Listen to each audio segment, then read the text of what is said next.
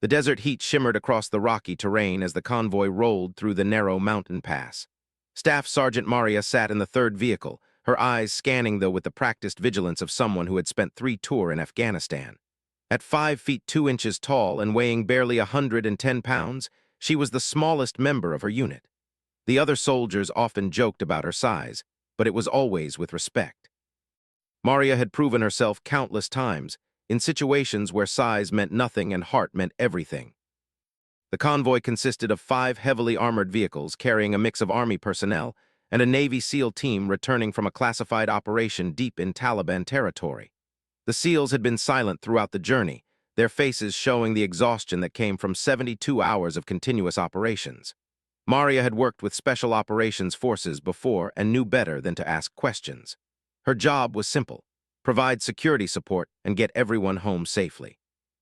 The radio crackled with routine check-ins as they navigated the treacherous mountain roads.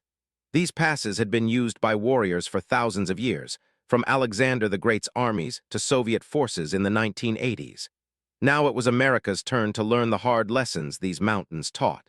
Maria adjusted her body armor and took a long drink from her camel hydration system. The temperature had climbed past 115 degrees, and even with the vehicle's air conditioning struggling against the heat, sweat soaked through her uniform. Sergeant First Class Tom sat across from her, cleaning his rifle with methodical precision. He had been Maria's team leader for 18 months, and they had developed the kind of wordless communication that only came from surviving dangerous situations together. Tom looked up and gave her a slight nod, acknowledging the tension they both felt. Something about this mission felt off. The intelligence reports had indicated minimal enemy activity in this sector, but both veterans knew that intelligence was often wrong. The lead vehicle rounded a sharp bend in the road, and that was when everything went wrong. The explosion was massive, a carefully placed improvised explosive device that had been buried deep enough to avoid detection by the convoy's jamming equipment and metal detectors. The blast lifted the front of the lead vehicle completely off the ground before slamming it back down at an unnatural angle. Before anyone could react, automatic weapons fire erupted from both sides of the pass. Maria's training took over instantly. She grabbed her M4 carbine and returned fire toward the muzzle flashes she could see among the rocks above them. The ambush was well planned, with enemy fighters positioned on the high ground on both sides of the narrow pass. The convoy was trapped in a kill zone with limited options for maneuver. Radio traffic exploded with urgent calls for air support and medical evacuation. The vehicle commander was shouting coordinates into the radio while the driver attempted to position their vehicle to provide cover for the others. Maria could see tracers cutting through the air, the distinctive crack of AK-47 rounds passing close overhead. She forced herself to breathe steadily, picking her targets carefully. Panic killed soldiers faster than bullets. She had learned that lesson early in her first deployment when a roadside bomb had killed 2 members of her squad. The memory of their faces still visited her dreams, but she had channeled that grief into becoming one of the best soldiers in her battalion. Tom was beside her now, coordinating their team's response. They had 4 other soldiers in their vehicle, and each one knew their role. 2 provided suppressing fire while the others prepared to dismount and establish a defensive perimeter. The SEALs from the damaged lead vehicle were already out and fighting, moving with the fluid efficiency that came from years of specialized training. Maria could see their team leader, a tall man with a thick beard, directing his men with hand signals while returning fire with his rifle. The firefight intensified as more enemy fighters joined the attack. Maria estimated at least 30 insurgents, possibly more hidden among the countless caves and crevices that dotted these mountains. The Taliban had controlled this region for decades and knew every rock, every hiding place, every advantage the terrain offered. The Americans were and outnumbered, fighting uphill against an enemy that could blend into the landscape like ghosts. A rocket-propelled grenade streaked past their vehicle, missing by less than 10 feet before exploding against the cliff face behind them. Shrapnel peppered the armored hull with a sound like deadly rain. Maria ducked instinctively, then resumed firing.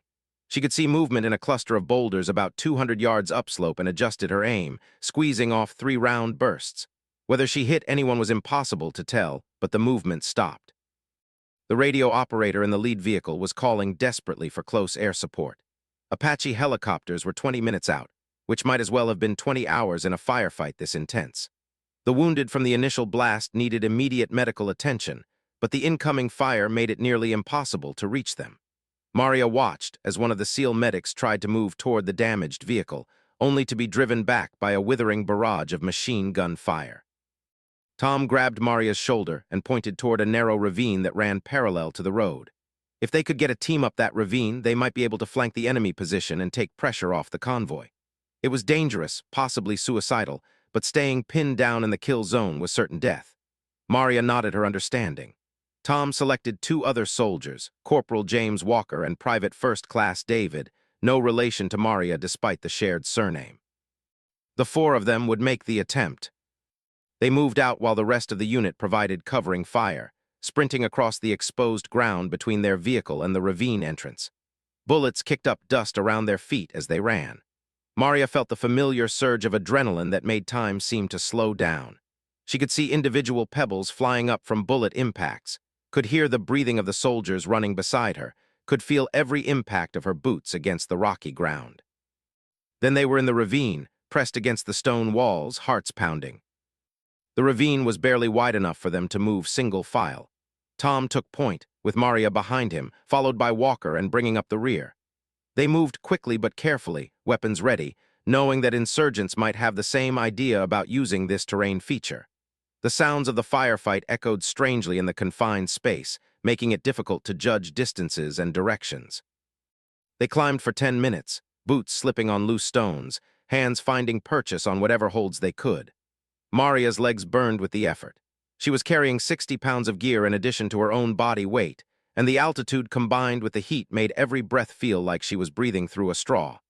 But she kept moving, kept climbing, because soldiers were dying down on that road and every second counted. Tom held up a closed fist, the signal to freeze. Maria stopped instantly, straining to hear what had alerted him. Then she heard it too, voices speaking Pashto, very close.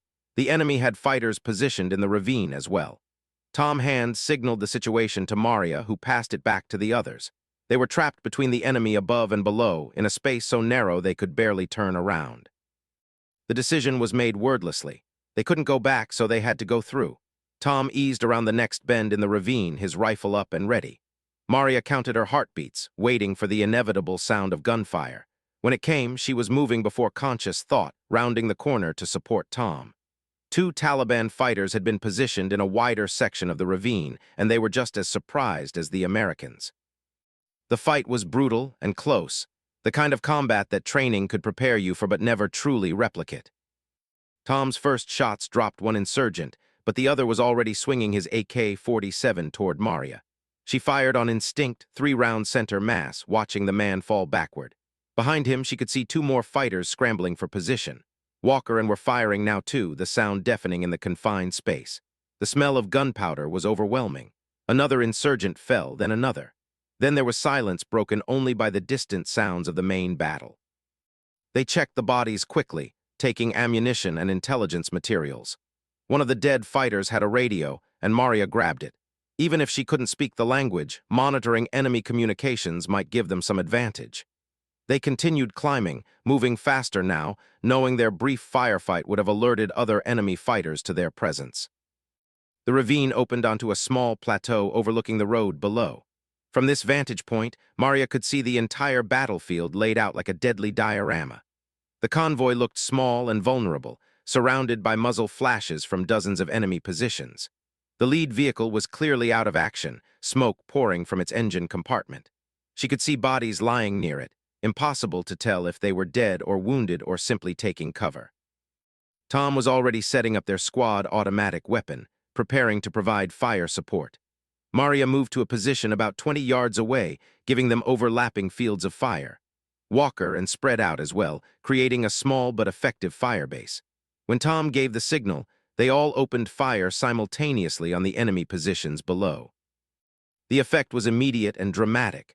The insurgents had been focused entirely on the convoy, never expecting to be attacked from above and behind. Several fighters went down in the first seconds of fire. Others scrambled for cover, their carefully planned ambush suddenly turned against them. Maria methodically worked her way through targets, her training making the process almost automatic. Acquire target, assess threat, engage, move to next target. The Taliban fighters were tough and experienced, and they adapted quickly to the new threat. Within minutes, some had turned their weapons upward, trying to suppress the American fire from above.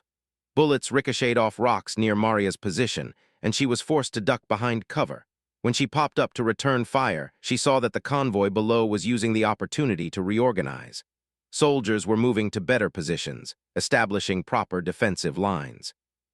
The captured radio in Maria's pocket suddenly crackled to life. She pulled it out and held it up, trying to make sense of the rapid Pashto being spoken. She didn't understand the words, but the tone was urgent, almost panicked. She caught one word that she did recognize. The enemy was calling for reinforcements. This fight was about to get much worse. Tom saw her expression and understood immediately. They needed to break contact and get back to the convoy before more enemy fighters arrived. But as they prepared to move, Maria saw something that made her blood run cold. Below, near the damaged lead vehicle, one of the SEALs had been hit. She could see him lying exposed in the middle of the road, not moving. Another SEAL was trying to reach him, but was being driven back by concentrated fire. The wounded man was Lieutenant Commander Jake Harrison, though Maria didn't know his name at the time. All she knew was that an American soldier was lying wounded in enemy territory, and nobody could reach him. The firefight continued to rage, but Maria's focus had narrowed to that single figure lying motionless on the rocky ground. Every instinct honed by 3 combat tour told her that someone needed to reach him soon, or he would die on that lonely mountain road. Tom was calling for them to pull back, to return to the convoy while they still had the chance. Maria acknowledged the order but found herself calculating distances and angles, looking for a route down to that wounded SEAL. It was crazy, probably impossible. The amount of fire concentrated around the lead vehicle would cut down anyone who tried to cross that ground. But as she watched, she saw the wounded man's arm move slightly. He was alive, badly hurt, but alive. The decision formed in Maria's mind with crystalline clarity, the kind of certainty that comes rarely in life but feels absolutely right when it does. She turned to Tom and told him her plan. His face went through several expressions in rapid succession: surprise, anger, understanding, and finally grim acceptance. He knew her well enough to recognize that she had already made up her mind. He also knew that if their positions were reversed, he would do the same thing. Maria checked her ammunition and medical supplies. She had 4 magazines left for her rifle, a full combat load of 210 rounds. Her individual first aid kit was intact, though she knew it would be woefully inadequate for whatever injuries the SEAL had sustained. She looked at Walker and both young soldiers on their first deployment. They looked scared but determined, ready to follow wherever their leaders went. Tom laid out the plan quickly. They would move down the ravine together, providing covering fire as Maria made her attempt to reach the wounded SEAL. Once she had him, they would all need to fight their way back to the convoy's perimeter. It was simple, dangerous, and possibly the last thing any of them would ever do. They nodded their understanding and prepared to move. The descent was faster than the climb up, gravity and urgency propelling them downward. They moved from cover to cover, the sounds of battle growing louder with each step. Maria's mind was oddly calm, focused entirely on the task ahead. She thought briefly of her family back in California, her mother who still worried every day despite Maria's reassurances, her younger brother who looked up to her more than she deserved. Then she pushed those thoughts aside. Soldiers couldn't afford distraction in combat. They reached the bottom of the ravine and took position at the edge of the road. From here, Maria could see the wounded SEAL clearly. He was lying about 50 yards away, a distance that might as well have been a mile given the amount of fire sweeping across that space. She could see blood pooling beneath him, dark against the pale dust. His armor had taken at least 3 rounds that she could see, and there was no way to know what other injuries he had sustained. Tom gripped her shoulder once, a wordless gesture of support and farewell. Then she was moving, sprinting across the open ground with everything she had. The world exploded around her. Bullets snapped past her head with sounds like angry hornets.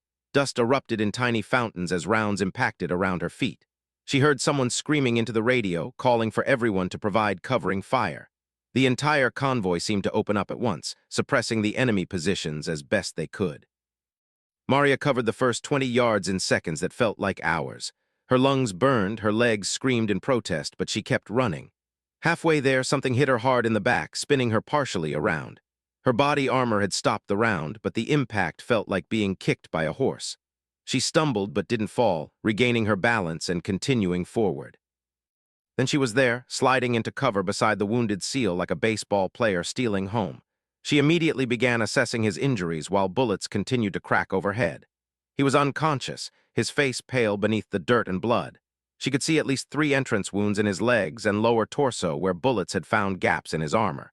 The bleeding was severe, possibly arterial. She had minutes at most to stabilize him. Maria's hands moved with practiced efficiency, tearing open field dressings and applying pressure to the worst wounds. The SEAL's pulse was rapid and thready, his breathing shallow. He was going into shock, his body shutting down from blood loss and trauma. She needed to get fluids into him, needed to stop the bleeding, needed to get him to a surgeon. But first, she needed to get him off this road. She keyed her radio and told Tom she had reached the casualty. His voice came back immediately, asking about the SEAL's condition and whether she could move him. Maria looked at the wounded man, making quick calculations. He was at least 6 feet tall and probably weighed 200 pounds, nearly twice her own body weight. Plus, he was wearing full combat gear, adding another 60 or 70 pounds to the total. Moving him alone should have been impossible. Should have been, but Maria had spent years in the army building strength that didn't show in her small frame. She had maxed out the physical fitness test dozens of times, had carried wounded soldiers before, had pushed her body past what seemed possible because that was what soldiers did. She told Tom she could move him, and she meant it. The next part would be the hardest. She needed to get the SEAL onto her back and carry him out of the kill zone. Under normal circumstances, this would require multiple soldiers working together. Under fire, with the enemy concentrating on her position, it seemed impossible. But Maria had learned long ago that impossible just meant nobody had done it yet. She grabbed the SEAL's drag handle, the reinforced strap built into the back of his body armor specifically for situations like this. With a grunt of effort that came from deep in her core, she rolled him onto his side, then maneuvered herself underneath him. The weight was crushing, pressing her down against the rocky ground. For a moment, she thought she actually couldn't do it, that physics and biology had finally caught up with her determination. Then she thought about the faces of the soldiers from her first deployment, the ones who hadn't come home. She thought about every person who had ever doubted her because of her size, every instructor who had questioned whether she belonged in combat arms.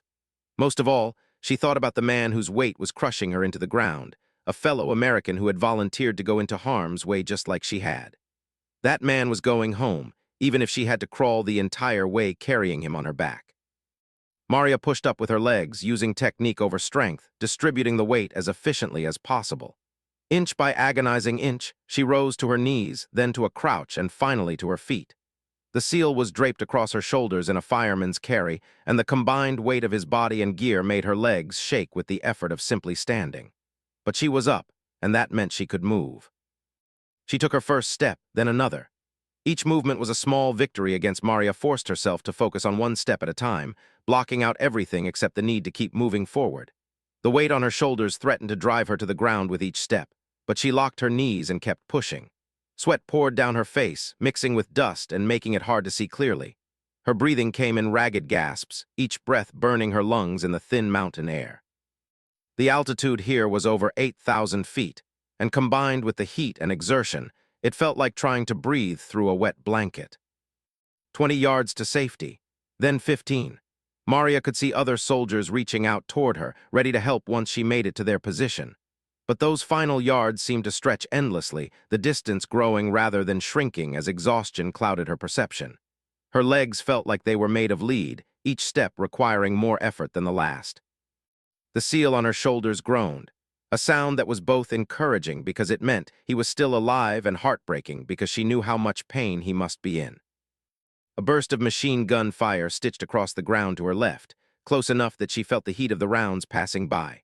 Maria stumbled, her ankle rolling on a loose stone, and for a terrifying moment she thought they would both go down. If she fell here out in the open with nowhere to hide, they would both die, but somehow she caught herself, regaining her balance through sheer force of will. Her body screamed in protest, muscles trembling with exhaustion, but she stayed upright and kept moving. 10 yards, a grenade exploded somewhere behind her, the shockwave pushing her forward. Fragments zinged past, one opening a shallow cut across her cheek that she barely registered. The taste of copper filled her mouth, blood from where she had bitten her own tongue in the effort of carrying her burden. Her vision was starting to narrow, dark spots appearing at the edges. She recognized the signs of extreme physical stress, the body beginning to shut down non-essential systems to preserve what strength remained. 5 yards, Hands were reaching for her now, soldiers risking exposure to help bring her in. Tom was there, his face tight with concern and determination. Other faces she recognized but couldn't name in her exhausted state. They grabbed the seal, lifting his weight off her shoulders, and Maria nearly collapsed from the sudden absence of that crushing burden. Her legs buckled, and she went down hard on her knees, gulping air like a drowning person breaking the surface.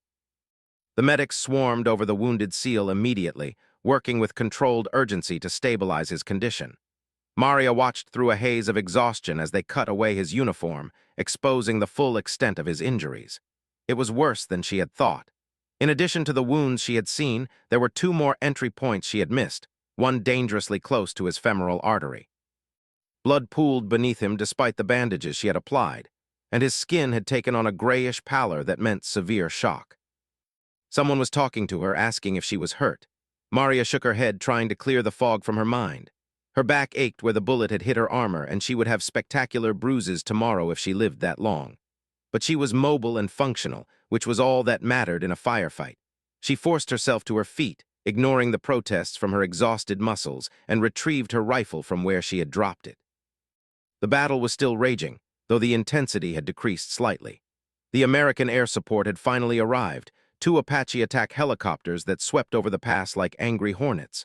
Their chain guns opened up on the enemy positions, 30 rounds tearing apart rock and flesh with equal ease. The distinctive sound of the Apache weapons was music to Maria's ears, the sound of salvation arriving at the last possible moment. Within minutes, the enemy fire had slackened significantly. The Taliban fighters were retreating up into the higher mountains, disappearing into caves and crevices that even the Apache's sophisticated targeting systems couldn't reach. A few diehards continued to fire sporadically, but the organized ambush had been broken. The Americans had survived, though the cost had been high. Maria found a position behind cover and took up security, her rifle ready even though her arms shook with exhaustion. Around her, other soldiers were doing the same, maintaining their defensive posture even as medics worked frantically on the casualties. She could hear the radio traffic coordinating medical evacuation helicopters, the distinctive call signs of being vectored toward their position. The worst wounded would be extracted first, flown to the combat hospital at where surgeons waited to fight their own battles against death. Tom appeared beside her, his face streaked with dirt and sweat. He didn't say anything at first, just sat down next to her and offered his canteen. Maria took it gratefully, drinking deeply even though the water was hot enough to brew tea. They sat in companionable silence, watching the mountains for any signs of renewed attack, 2 soldiers who had been through hell together and come out the other side. Finally, Tom spoke, his voice rough from shouting commands during the battle. He told her that what she had done was either the bravest or the craziest thing he had ever seen, and he wasn't sure which. Maria managed a tired smile and replied that it was probably both. They both knew that carrying a man twice her weight across 50 yards of open ground under heavy fire should have been impossible. They also knew that impossible didn't mean much when someone's life was on the line. The sound of helicopter rotors grew louder, and 2 appeared over the, flying low and fast. They flared to a landing in a storm of dust and debris, their door gunners scanning for threats. The medics carried the worst casualties toward the helicopters on stretchers, moving with practiced efficiency. Maria watched as they loaded the SEAL she had rescued, his face now covered with an oxygen mask, IVs running into both arms. The medics had stabilized him, but his survival was far from certain. The next 24 hours would tell the story. One of the helicopter medics, a woman with captain's bars and flight surgeon insignia, came over to where Maria sat. She introduced herself quickly and asked if Maria was the one who had carried the SEAL out of the kill zone. When Maria confirmed it, the flight surgeon's expression was a mix of professional respect and genuine amazement. She told Maria that the SEAL would have died within minutes if she hadn't reached him when she did. The wounds were severe, and every second had counted. Then the captain was gone, sprinting back to her helicopter as it prepared to lift off. They rose into the air, banking sharply as they gained altitude, carrying the wounded toward surgical teams and sophisticated medical equipment. Maria watched them disappear into the distance, feeling a strange mix of relief and worry. She had done everything she could, but now that man's fate was out of her hands. She found herself hoping desperately that he would survive, that her effort and pain hadn't been for nothing. The convoy remained at the ambush site for another hour, securing the area and conducting damage assessment. The destroyed lead vehicle had to be abandoned, its frame twisted beyond repair by the initial explosion. Soldiers stripped it of sensitive equipment and ammunition, leaving behind only the burnt metal skeleton. The insurgents had withdrawn completely, leaving behind their own casualties and empty shell casings by the thousands. It had been a fierce fight, one that could have gone either way for the first critical minutes. As the adrenaline faded from her system, Maria began to feel the full extent of her exertion. Every muscle ached, her shoulders felt like they had been beaten with hammers, and her back, where the bullet had hit, throbbed with each breath. She knew she should see a medic, get checked out properly, but there were others with more serious injuries who needed attention first. She settled for changing into a clean uniform shirt and drinking more water, trying to rehydrate after losing what felt like gallons of sweat. The convoy finally moved out in the late afternoon, leaving the ambush site behind but carrying the memory of it forever. They traveled in tight formation, every weapon manned and ready, but there were no further attacks. The Taliban had spent their strength and melted back into the population, indistinguishable from farmers and shepherds until they decided to fight again. That was the nature of this war, an enemy that could be anyone and was everywhere and nowhere. They reached forward operating base Shank as the sun was setting, painting the mountains in shades of gold and purple that would have been beautiful if Maria had the energy to appreciate it. The base was a sprawling collection of concrete barriers, sandbag walls, and temporary structures that had become semi-permanent over years of occupation. Guard towers dotted the perimeter, and the constant hum of generators provided background noise to everything. The convoy rolled through the main gate, and Maria felt the tension drain from her body. They were safe, or as safe as anyone could be in Afghanistan. The base had its own dangers, from rocket attacks to insider threats, but compared to what they had just survived, it felt like sanctuary. Soldiers dismounted from their vehicles, moving with the stiff awkwardness of people who had been tensed for combat for too long. Maria helped with the post-mission tasks, cleaning weapons and accounting for ammunition, giving her statement about the firefight to the intelligence officers who were already trying to piece together what had happened and why. She kept her report factual and brief, just another soldier describing another day in the war. She didn't mention the fear she had felt, the moment when she had nearly fallen under the SEAL's weight, the certainty that she was going to die in that mountain pass. Those were private things, not for official reports. It was nearly midnight when she finally made it back to her sleeping quarters, a plywood and canvas structure she shared with 7 other female soldiers. Most of them were already asleep, exhausted from their own missions and duties. Maria stripped off her gear and uniform, moving quietly to avoid waking anyone. In the dim light, she could see the massive bruise already forming on her back, a purple and black bloom the size of a dinner plate where the bullet had hit her armor plate. She probed it gently with her fingers and winced at the pain. Nothing felt broken, but she would be sore for weeks. She lay down on her narrow cot, staring up at the canvas ceiling, and found that sleep wouldn't come despite her exhaustion.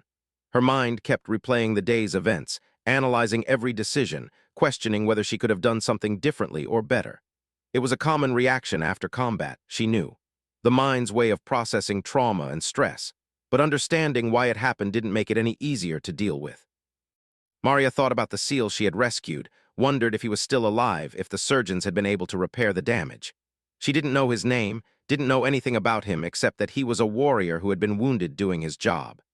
In the morning, she would try to find out how he was doing, whether her effort had been enough. But for now, all she could do was lie in the darkness and replay those desperate minutes over and over. Finally, as the base around her began to stir with the sounds of early morning activity, Maria drifted into an uneasy sleep. Her dreams were fragments of memory and fear, the smell of gunpowder and blood, the weight of a dying man across her shoulders, the endless distance between danger and safety. She woke several times, heart pounding, convinced she was back in that mountain pass. Each time she had to orient herself, remember that she was safe on base, that the battle was over. When dawn finally came, Maria gave up on sleep and headed to the shower facilities. The water was barely lukewarm and the pressure was terrible, but it felt like heaven washing away the sweat and dust and blood of the previous day. She let it run over her bruised body for longer than she should have, using up precious hot water that other soldiers would need. When she finally emerged, she felt almost human again. Breakfast was in the crowded dining facility, hundreds of soldiers grabbing quick meals before starting their duty shifts. Maria loaded a tray with scrambled eggs, bacon, and coffee that tasted like it had been brewed in a combat boot, but contained the caffeine she desperately needed. She found a seat at a table with some soldiers from her unit, and they talked quietly about the ambush, processing what had happened in the way soldiers do, with dark humor and understatement. After breakfast, Maria reported to the medical clinic for a proper examination of her injuries. The doctor, a tired-looking major who had probably been up all night treating casualties, examined her bruised back and declared that she was lucky. The armor had done its job, distributing the impact across the ceramic plate instead of letting the bullet penetrate. She had deep tissue bruising and would be sore for a while, but nothing was broken or permanently damaged. The doctor prescribed pain medication and told her to take it easy for a few days, advice they both knew she wouldn't follow. As she left the clinic, Maria ran into Lieutenant, her platoon leader. He was a young officer, only a year out of West Point, but he had earned the respect of his soldiers through competence and genuine concern for their welfare. He told Maria that the battalion commander wanted to see her, and from his expression, she knew it was about yesterday's action. She followed him across the base to the command building, trying to ignore the nervous flutter in her stomach. Colonel was a career infantry officer with 3 decades of service and more combat experience than most soldiers would ever accumulate. He looked up from the paperwork covering his desk as Maria entered and rendered a sharp salute. The colonel returned it and told her to take a seat, his weathered face unreadable. For a long moment, he just looked at her, and Maria felt like she was being measured against some internal standard. Finally, the colonel spoke, his voice carrying the gravel of 1,000 cigarettes and the authority of command. He told Maria that he had reviewed the after-action reports from yesterday's ambush, had spoken with multiple witnesses, and had been briefed by the medical staff about the condition of the casualties. What she had done, carrying a wounded man twice her size across an active battlefield under heavy fire, was remarkable. It was the kind of action that defined what it meant to be a soldier, the willingness to risk everything for a fellow warrior. Maria didn't know what to say to that, so she simply thanked the colonel and said she had only done what any soldier would have done in her position. The colonel smiled slightly and replied that while that might be true in principle, very few soldiers would have been physically capable of doing what she did, and fewer still would have had the courage to even try. Size and strength mattered in combat, but heart mattered more. He told her that he was putting her in for a medal, probably the Silver Star, and that her actions had saved a man's life. The colonel then gave her some news that made her breath catch in her throat. The SEAL she had rescued, Lieutenant Commander Jake Harrison, had survived surgery and was stable. He had lost a lot of blood and the injuries were severe, but the surgeons were optimistic about his recovery. He would be medically evacuated to Germany within the next day or two, then back to the United States for long-term rehabilitation. It would be a long road, but he was going to live. Because of her, he was going to live. Maria felt tears prick her eyes, and she blinked them back fiercely. She wasn't the kind of soldier who cried, had built a reputation for toughness that she maintained even in private. But hearing that the man she had risked everything to save was going to survive, that her pain and effort and fear had been worth it, broke through her defenses for just a moment. The colonel pretended not to notice, shuffling papers on his desk and giving her time to compose herself. Before she was dismissed, the colonel told her one more thing. Lieutenant Commander Harrison had regained consciousness briefly before his surgery, and the first thing he asked about was who had pulled him out of the kill zone. When told it was a small female Army sergeant, he apparently looked shocked and said that he owed his life to that soldier. He wanted to meet her to thank her personally, but the evacuation schedule meant that probably wouldn't happen before he was sent stateside. The colonel said he would make sure they eventually got the chance to meet, once Harrison had recovered enough to travel. Maria left the colonel's office feeling strange, almost disconnected from reality. In the 48 hours since the ambush, she had gone from being just another soldier doing her job to someone who would be recognized and decorated for heroism. It felt surreal, like it had happened to someone else, and she was just watching from the outside. She wandered back toward her unit's area, nodding absently at the soldiers who saluted her, lost in thought. The rest of the day passed in a blur of routine duties and congratulations from fellow soldiers who had heard about what happened. Word traveled fast on a military base, and by evening, most people seemed to know about the small sergeant who had carried a SEAL through a firefight. Maria accepted the attention with grace but found it uncomfortable. She didn't feel like a hero. She had just done what needed to be done, what any good soldier would have tried to do. The fact that she had succeeded where others might have failed felt more like luck than skill. That night, lying in her cot again, Maria thought about Lieutenant Commander Harrison recovering in a hospital bed somewhere on the base. She wondered what kind of man he was, what had led him to become a SEAL, whether he had family waiting anxiously for news. She knew almost nothing about him except that he had been willing the weeks following the ambush settled into a rhythm of missions and training that was familiar to Maria after 3 deployments. Her unit continued operations throughout the region, conducting patrols and raids, training Afghan security forces, and maintaining the tenuous security situation that defined the American presence in Afghanistan. The bruise on her back slowly faded from purple to yellow to nothing, though sometimes she still felt phantom pains in her shoulders from that desperate carry across the battlefield. News filtered back occasionally about Lieutenant Commander Harrison's recovery. He had been successfully evacuated to medical center in Germany, where surgeons had performed additional procedures to repair damage to his legs and abdomen. The reports were encouraging. He was responding well to treatment, showing the kind of resilience that was common among special operations personnel. Maria felt relief each time she heard an update, though she still hadn't met the man whose life she had saved. The Silver Star recommendation made its way up the chain of command, accumulating endorsements and documentation at each level. Colonel had been true to his word, submitting a comprehensive package that included witness statements from multiple soldiers and even one of Harrison's SEAL teammates. The award approval process in the military was notoriously slow and bureaucratic, but the colonel assured Maria that this one would go through. What she had done was exactly the kind of selfless courage that such medals were designed to recognize. Maria's fame, or notoriety depending on how she looked at it, spread beyond her immediate unit. Other soldiers on the base would point her out to newcomers, telling and retelling the story of the tiny sergeant who had carried a giant SEAL through enemy fire. The story grew in the telling, as all combat stories do, until some versions had her carrying Harrison for miles instead of yards, single-handedly fighting off dozens of insurgents. Maria would correct these embellishments when she heard them, but privately she understood that soldiers needed heroes, needed stories that reminded them that courage and determination could overcome impossible odds.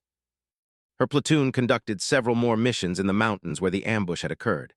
The Taliban had moved on to other areas, as they always did, flowing like water around the American presence and reforming wherever security was weakest. They found evidence of the firefight each time they patrolled that pass. Brass shell casings by the thousands, scorched earth from explosions, even blood stains on the rocks that the sun and rain hadn't quite washed away. Maria always felt a chill passing through that location, remembering how close they had all come to dying there. Tom was promoted to Master Sergeant 2 months after the ambush, recognition of his leadership and tactical skill during the firefight and a dozen other engagements. He celebrated quietly with Maria and a few other close friends, sharing contraband beer that someone had smuggled onto the base in violation of regulations. They sat outside the barracks as the sun set over the mountains, talking about everything except the war. For a few hours, they could pretend they were just regular people having drinks with friends, not soldiers counting down the days until they could go home. The deployment was scheduled to end in November, which meant Maria would be back in the United States in time for Thanksgiving with her family. She had been gone for 9 months, 9 months of heat and dust and danger that felt like years. She thought about California constantly now, about palm trees and beaches and traffic jams and all the mundane things she had taken for granted before deploying. Most of all, she thought about the simple luxury of not being in danger every single day, of walking down a street without scanning for improvised explosives or watching rooftops for snipers. October brought cooler weather to Afghanistan, and with it an increase in Taliban activity. The insurgents knew the Americans would be rotating units soon, and they wanted to inflict maximum casualties before the transition. Attacks increased across the region, from complex ambushes to simple harassment fire, testing the defenses and trying to find weak points. Maria's unit stayed busy, responding to incidents and conducting security operations that stretched them thin across their area of responsibility. It was during one of these missions that Maria received unexpected orders. She was to return to the base immediately and report to battalion headquarters. No explanation was given, which was unusual and slightly worrying. She handed off her responsibilities to Tom and caught a ride back on a supply convoy, spending the bumpy journey wondering what could possibly require her immediate presence. Had something happened to her family? Was there a problem with her Silver Star paperwork? The uncertainty gnawed at her throughout the 3-hour drive. When she arrived at headquarters, the operations sergeant directed her to the colonel's office with a mysterious smile that did nothing to ease her concerns. She knocked, was told to enter, and stepped inside to find Colonel standing next to a man in casual civilian clothes. The man turned as she entered, and Maria recognized him immediately from photos she had seen in intelligence briefings. Lieutenant Commander Jake Harrison, the SEAL she had rescued, was standing in front of her. Harrison looked different from the blood-covered, unconscious man she remembered. He was tall, probably 6'3", with broad shoulders and the lean, muscled build common to special operations personnel. His face was tanned and weathered, with laugh lines around blue eyes that suggested he smiled often. Right now, he was leaning slightly on a cane, evidence of injuries still healing, but his grip was firm when he extended his hand toward Maria. She shook his hand, still somewhat shocked by his presence. The colonel explained that Harrison had specifically requested to return to Afghanistan, even though he was still on medical leave, because he wanted to meet the soldier who had saved his life before her deployment ended. It had taken considerable effort and several favors to arrange the visit, but the colonel had pulled strings to make it happen. He would leave them alone to talk and stepped out of the office, closing the door behind him. For a moment, neither of them spoke. Then Harrison's face broke into a wide smile, and he said the words Maria would remember for the rest of her life. He told her that he had been a SEAL for 15 years, had served in every major conflict since September 11th, had been wounded twice before and decorated more times than he could count. In all those years, facing the most dangerous situations imaginable, he had never felt as helpless as he did lying on that mountain road, bleeding out and unable to help himself.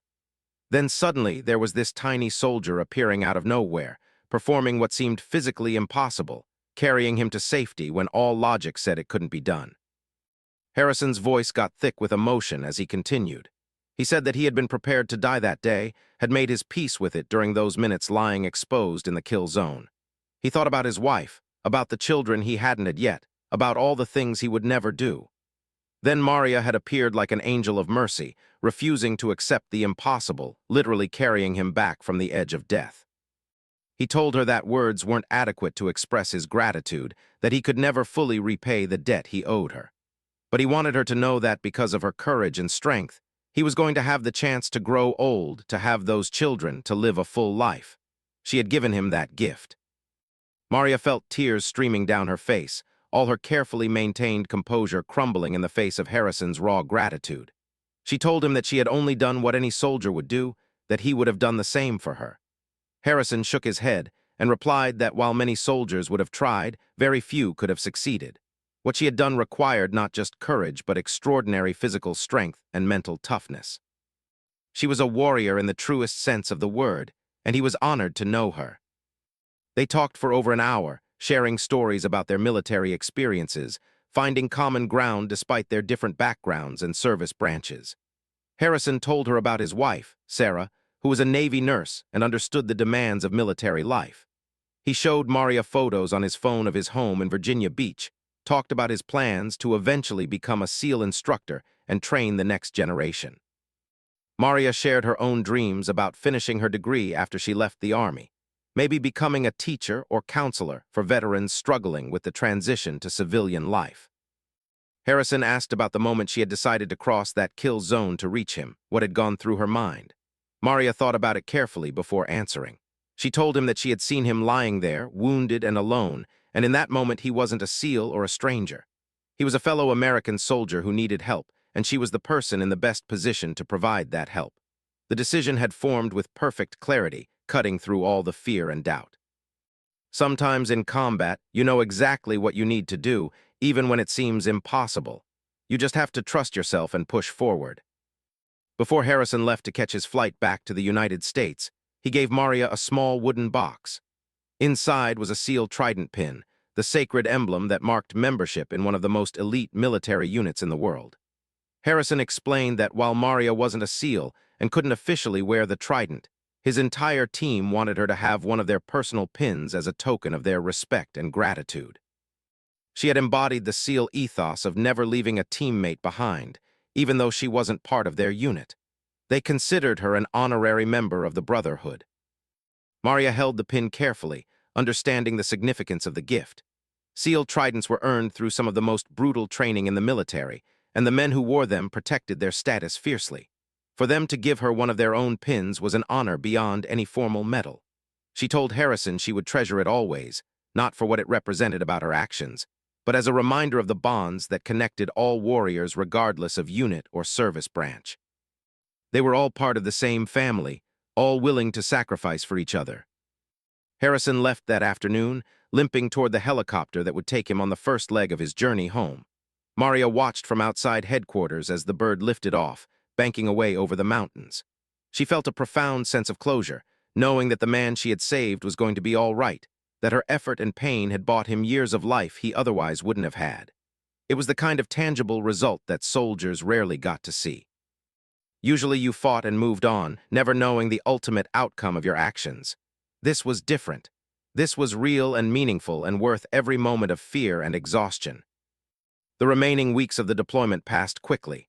Maria's unit conducted final missions, handed off responsibilities to the incoming unit, and began the complicated process of redeployment. Equipment was cleaned and paperwork was completed.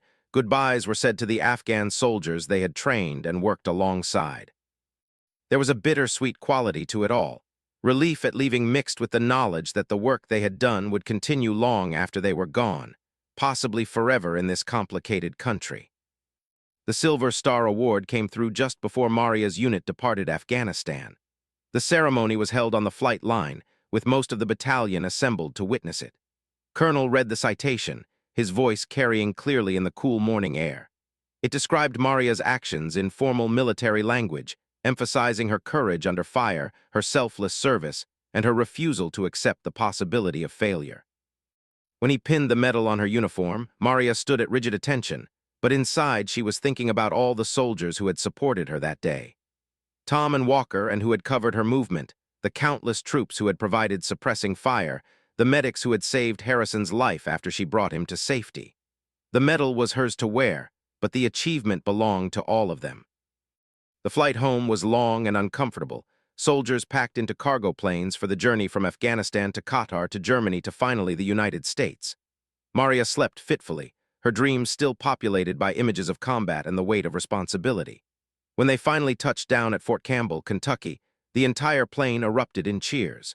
They were home, alive, and mostly whole, ready to reconnect with families and begin the process of transitioning from war to peace. Maria's family was waiting at the reception center, her mother crying openly, her father stoic but with suspiciously bright eyes, her brother bouncing with excitement. They embraced her fiercely, months of worry released in that moment. They had known she was in danger, had seen news reports of fighting in Afghanistan, but the full story of what had happened hadn't reached them yet. Maria downplayed it, saying she had just done her job like thousands of other soldiers. But her brother had already found articles online about the small sergeant who had carried a wounded SEAL through a firefight, and he looked at his sister with new eyes, seeing her as the hero the public was calling her. The next months were a whirlwind of attention that Maria found overwhelming. The Silver Star ceremony was covered by local news, then picked up by national outlets looking for feel-good military stories. Reporters wanted interviews, veterans organizations wanted her to speak at events, random people recognized her in grocery stores and thanked her for her service. She handled it all with the same quiet professionalism she brought to everything, but privately she longed for anonymity. She had never wanted to be famous, had only wanted to be a good soldier and help her teammates. The attention felt undeserved and uncomfortable. Through it all, she stayed in touch with Jake Harrison. They exchanged emails regularly, updating each other on their progress. Harrison's physical therapy was going well, and doctors expected he would make a full recovery, though he would never return to operational status with the SEALs. Instead, he was transitioning to a training role where he could pass on his knowledge and experience to new candidates. He told Maria that he had a new appreciation for life after coming so close to losing it, that he was making the most of every day, spending time with his wife, and planning for the family they wanted to start. Maria began taking classes at the community college, using her military education benefits to pursue a degree in psychology. She was particularly interested in trauma and recovery, drawn to the field by her own experiences and those of the soldiers she had served with. Many veterans struggled with the transition back to civilian life, haunted by memories of combat, unable to find meaning and purpose after leaving the structure of military service. Maria wanted to help them, wanted to use her credibility as a combat veteran to reach people who might not trust civilian therapists. It felt like a natural extension of her service, continuing to take care of soldiers even after she left the army. On the first anniversary of the ambush, Maria received a package in the mail. Inside was a photo frame containing a picture she had never seen before. It showed her in Afghanistan, taken from behind as she carried Harrison across the battlefield. Someone with a camera, probably a combat photographer embedded with the unit, had captured the moment. The image was striking and somewhat shocking. Maria looked impossibly small beneath her burden, every muscle straining, surrounded by tracers and dust. It was a moment frozen in time, a visual representation of determination overcoming impossible odds. The photo was accompanied by a letter from Harrison. He wrote that his wife had given birth to their first child 2 weeks earlier, a healthy baby girl they had named Hope. He included a picture of himself in the hospital, holding the tiny infant with infinite gentleness, his face radiant with joy. He wrote that every time he looked at his daughter, he thought about Maria and the gift she had given him. This child existed because Maria had refused to accept failure, had pushed her body past its limits, had embodied everything noble about military service. He hoped someday, when Hope was old enough to understand, he could tell her the story of the small soldier with the giant heart who had saved her father's life. Maria hung the combat photo on her wall next to her silver star, 2 reminders of the person she had been in that crucible of fire and fear. She didn't look at them often, didn't need constant reminders of that day. But sometimes, when she felt overwhelmed by schoolwork or frustrated with the pace of progress in her new life, she would glance at the image and remember what she was capable of. If she could carry a 200-pound man across a battlefield under fire, she could handle whatever challenges civilian life threw at her. Years passed, and the memories of Afghanistan gradually lost their sharp edges, becoming stories she could tell without feeling the visceral fear and adrenaline. Maria completed her degree and then a master's in clinical psychology, specializing in post-traumatic stress and veteran mental health. She opened a small practice focused on serving veterans, using her own background to build trust with clients who were often skeptical of therapy. The work was challenging and sometimes heartbreaking, but it was deeply meaningful. She was still serving, still trying to save lives, just in a different uniform. She stayed in touch with the members of her unit, the bonds forged in combat proving more durable than geography or time. Tom retired after 25 years and became a high school teacher, channeling his leadership skills into shaping young minds. Walker and both stayed in the Army, continuing their military careers and occasionally sending Maria photos from deployments around the world. They formed a loose network of veterans who checked in on each other, providing support and understanding that only people who had shared such experiences could offer. Harrison became something like a big brother to Maria, despite the fact that they had spent less than 2 hours in actual face-to-face conversation. They exchanged holiday cards and occasional phone calls, sharing updates about their lives. He sent pictures as his family grew, eventually 3 children who would grow up knowing the story of Aunt Maria who had saved their daddy. Maria became the godmother to Hope, Harrison's oldest, traveling to Virginia Beach for the christening and feeling overwhelmed by the honor. The military recognized Maria's actions in other ways beyond the Silver Star. She was invited to speak at West Point and Annapolis, sharing her experiences with future officers. She spoke at the Women's Memorial at Arlington National Cemetery about the expanding role of female soldiers in combat. Each time, she emphasized that she wasn't special or superhuman. She was a soldier who had been well-trained, had stayed physically fit, and had refused to give up when things seemed impossible. The real lesson wasn't about her individual heroism, but about what all soldiers were capable of when they committed fully to taking care of each other. A decade after the ambush, Maria received an invitation to attend a SEAL reunion event in California. Harrison would be there, along with many members of the team he had served with during that deployment. They wanted Maria to attend as their honored guest, to finally meet the men whose lives she had touched through her actions. Maria accepted, curious to meet these legendary warriors and grateful for the opportunity to see Harrison again in person. The reunion was held at the Naval Special Warfare Center, where SEALs conducted their infamous training. Maria walked through the compound feeling somewhat intimidated by the history and tradition surrounding her. These were some of the most elite warriors in the world, and she was just a regular Army sergeant who had happened to do something remarkable on one particular day. But when she entered the reception hall, the entire room stood and applauded. These hard men, who had seen and done things most people couldn't imagine, were honoring her. It was overwhelming and humbling in equal measure. Harrison looked older but happy, his hair showing gray at the temples, his face lined with laugh lines. He introduced Maria to his wife Sarah, a warm woman who embraced Maria and thanked her with tears in her eyes for giving her the chance to grow old with her husband. Their children were there too, Hope now 9 years old and looking at Maria with wide eyes, understanding that this was the woman from the story Daddy told, the soldier who had saved him. Throughout the evening, SEAL after SEAL came up to thank Maria personally. Many had served with Harrison, had been at that ambush or on other missions with him. They told stories about Jake, about his leadership and courage, about why he was the kind of teammate worth risking everything to save. Some shared their own stories of close calls and narrow escapes, the accumulation of luck and skill that had kept them alive through years of combat. Maria listened and shared her own experiences, finding common ground with these men who lived by the same code she did. Late in the evening, as the formal program concluded and people mingled informally, Harrison pulled Maria aside for a private conversation. He told her that he had been thinking a lot lately about legacy, about what he would leave behind when his time came. His children were the obvious answer, but there was something else too. He had been a SEAL for 2 decades, had participated in missions that would remain classified for generations, had trained hundreds of new operators. But the thing he was most proud of, the achievement that meant more than all the medals and commendations, was that he had inspired Maria's heroism that day by being someone worth saving.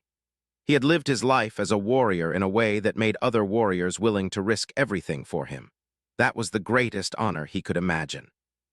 Maria argued that she would have made the same effort for any wounded soldier, regardless of who they were. But Harrison shook his head. He believed that while she might have tried for anyone, she had succeeded with him because of the unique combination of factors that day. The training they had both, the physical conditioning they had both maintained, the warrior ethos they both embraced. It wasn't random chance. It was the culmination of thousands of hours of preparation meeting at the exact moment it was needed most. They had both been ready for that moment, even though neither of them could have predicted it would come. As Maria drove away from the reunion that night, heading back toward her hotel along the Pacific Coast Highway, she thought about Harrison's words. Maybe he was right. Maybe the ambush and rescue weren't random acts, but the inevitable result of 2 people who had dedicated their lives to being ready for the worst moments. She had spent years building the strength and endurance to carry that weight. She had trained her mind to stay calm under fire, to make decisions when fear demanded panic. She had internalized the values of selfless service and personal courage that defined the warrior profession. When the moment came, she hadn't thought about medals or recognition. She had simply done what all that preparation had equipped her to do. The story of the small soldier and the big feat became part of military lore, told and retold in classrooms and barracks around the world. It appeared in training manuals as an example of the importance of physical fitness and mental toughness. It was cited in debates about women in combat, proof that courage and capability weren't determined by gender or size. For Maria, it remained simply the day she did her job under the worst possible circumstances and somehow succeeded. Years continued to pass, and Maria's life moved forward in ways she couldn't have imagined during those years in uniform. She married a fellow veteran, a man who understood the weight of military service and shared her commitment to helping others.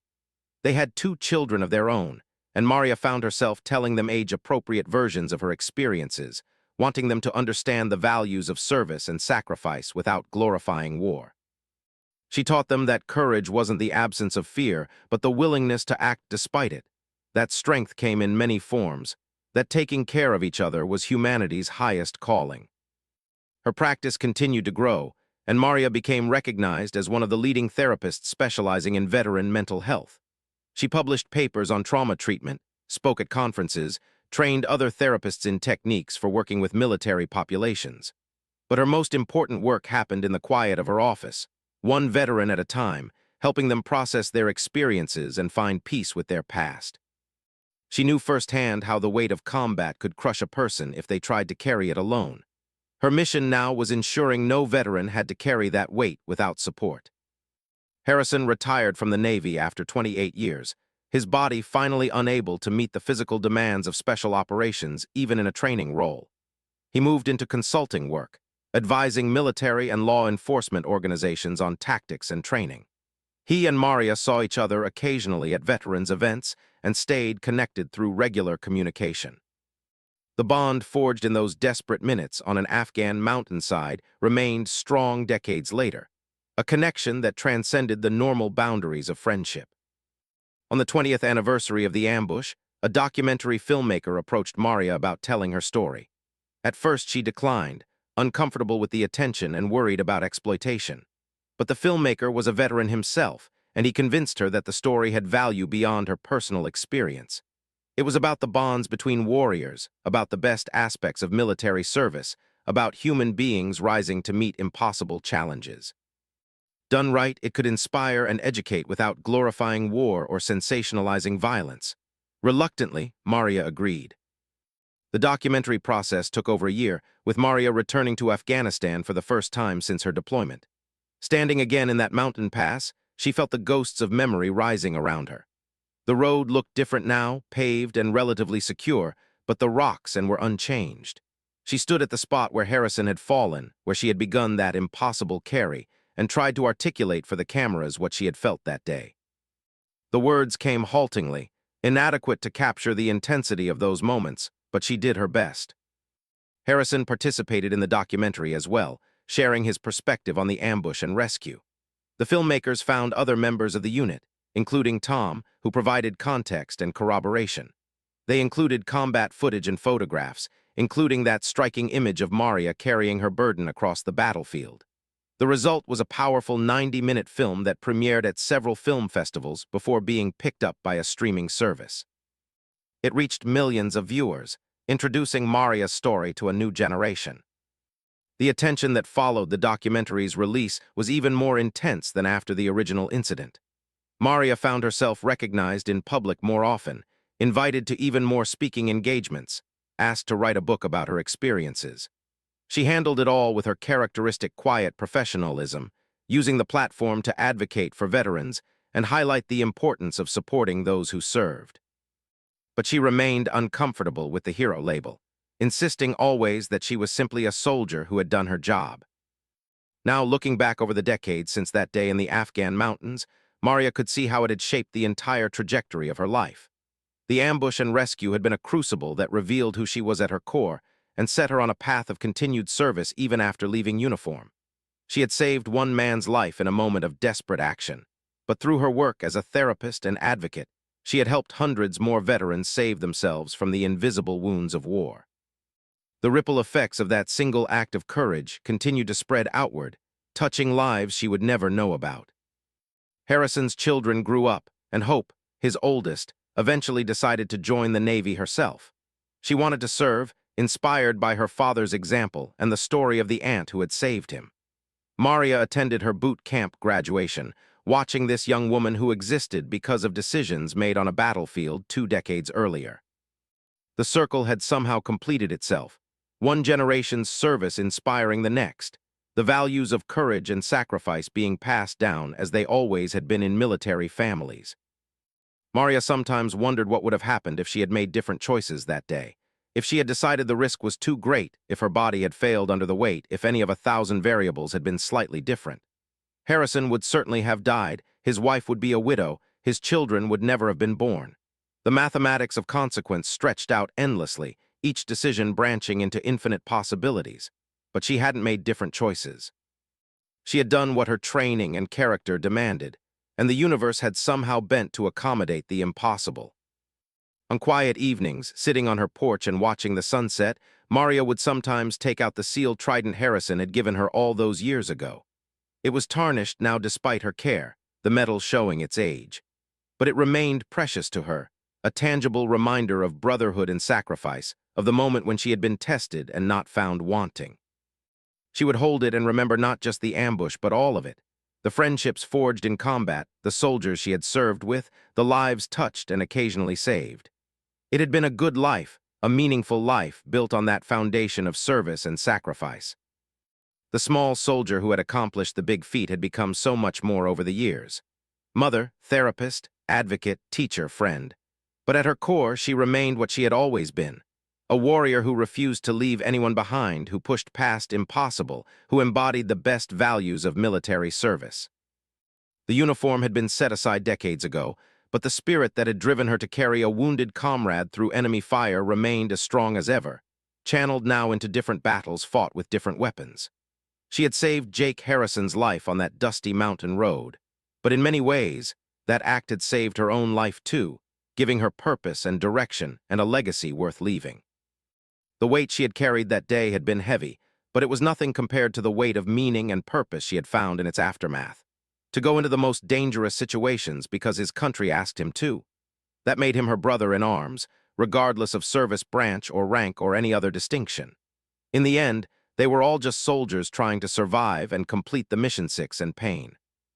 Tom and the others were laying down covering fire, trying to keep the insurgents suppressed while she made her way toward the convoy's perimeter. Other soldiers were firing now too, everyone contributing what they could to give her a chance. The noise was overwhelming, a constant roar of explosions and gunfire that made thinking difficult.